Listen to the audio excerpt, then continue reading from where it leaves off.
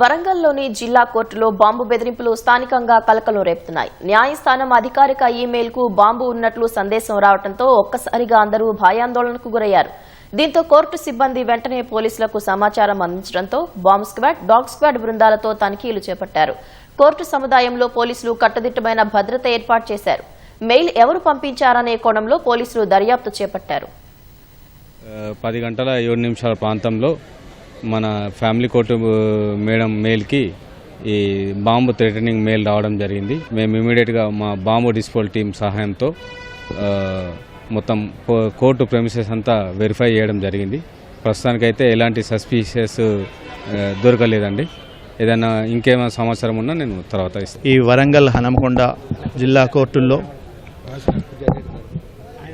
Bomb పెట్టారని చెప్పి ఒక వార్త కలకలం రేపుతోంది.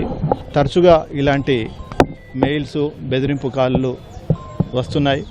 దీనిపైన తీవ్రమైనటువంటి భయాందోళనలు ప్రజల్లో నెలకొంటున్నాయి.